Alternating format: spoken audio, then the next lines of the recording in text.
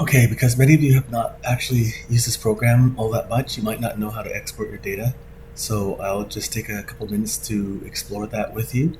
You have a graph in SparkView. This one here is representing the pH of a previous class. And you need to know when you're doing this which run represents which pH or temperature or metal salt or whatever you're doing. So once you have your graph, you have everything identified.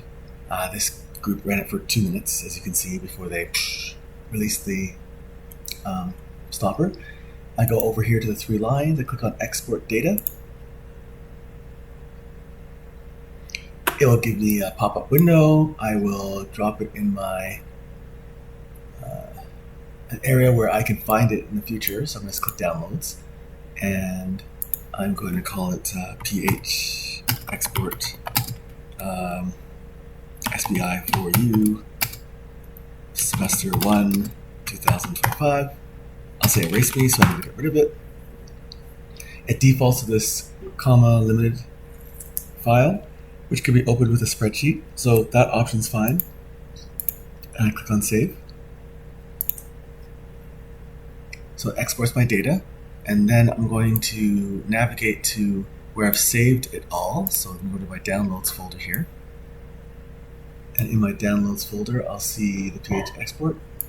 For me, that program defaults to Excel, so I can just double click on it to open it.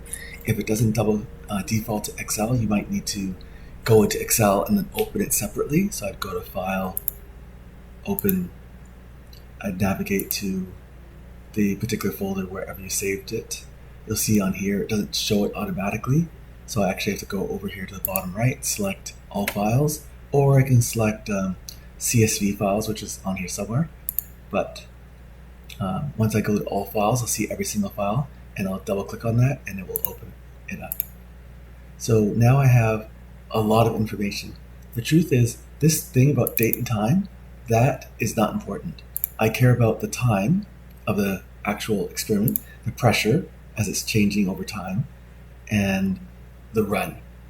Okay, so I know that this is time for run 1, this is for run 2, so these columns here, A, D, G, J, M, P, S, I can just get rid of them. So I clicked on them. I held on the control button so I can multiple select, right click, I'm going to delete those columns. I'm going to double click on this little line here, and that lets me get the maximum, well, I guess the minimum width for each of the columns so I can see what's inside of it. I'm doing it more for your benefit, not mine. Right? All right, and now for run 1, I have all this data. Now you remember in class I mentioned that you probably don't want to collect all the data that it has you collecting because it's so much. So if I take a look at this data that ran for 2 minutes, you'll see that each row has at least 2,600 entries, with some of the longer runs going into nearly 3,000. So if you ran it for 3 minutes, that's a lot of data. But if this is how much data you have, then that's how much data you have. As long as you have a decent computer, it will be able to handle that many data points, but it's a lot of data points. So you see where it says run 1, you have to change that because we don't know what run 1 is. So run 1 might be pH of 7. I'm just making it up here because I don't know. Right, so time and then pH 7. And run 2, oops. Run 2, it might be pH of 6. And run 3 might be pH of 8. Again, I'm just making these up because I didn't actually go to the document to see what pHs each of those were, and so on and so on. And once you have all this, then you're going to save it, right? So File, Save As. You can save it as an Excel file. Right now it's defaulting to a CSV, but I'm going to change it to Excel.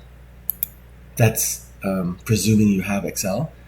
As a Peel student, you have access to the Microsoft family of products, but you might not necessarily have it on your computer. Anyway, I'm saving this as an Excel file. I'm going to save it in the downloads. I'm just going to put a little B after it so I know to find it easily.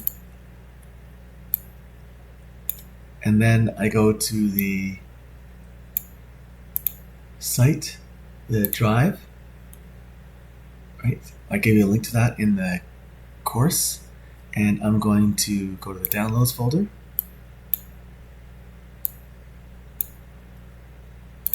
And I'm going to grab this B version, and I just dump it on here. Ideally, you want to also change the name, right? So I'm going to change the name to, it says pH export, so the name is good, right? As long as the name of the file tells us what it was, then we're good. So I'm going to take that, drag it in, it uploads it, and now anybody in the class has access to it. If you're working with this data and you actually want to graph it, I can, let's say I just want to graph the pH of 7. So I just grab this data here. I go to insert, and I go to my graphs. This is a scatter plot, right? Because we're looking at the relationship of two variables. So you're going to go to your scatter. This one here is just dots, which is fine. And if I insert that, I get this erroneous data here, right? So if I want to get rid of that, I just collect data from, let's say, 0 or maybe 10 up to 120, and I can ignore this. And then if I want to do a line of best fit, I can right-click on the graph itself. I can add a trend line. And then there's a bunch of different lines of best fits. You'll see linear does not do a very good job of giving us an understanding of this graph. So you might want to click on a bunch of these to see if one will best fit that line. I got an error message because I have these erroneous data here, so it actually won't graph properly. But that's how you add a trend line as well. And then when you compare your trend lines, it will allow you to better compare the data from one point to another. Okay. And then if I were to wanting to graph everything, right? Right click, I select everything here. I go to insert. I go to scatterplot. I go to here, and I can get all my charts here. So I have a lot of information on here. This one we don't want. That's nonsense. But the rest of it here, now I'm able to label these as pH of 6. It's already labeled, right? pH of 6, pH of 4, pH of 8, pH of 12, pH of whatever it happens to be.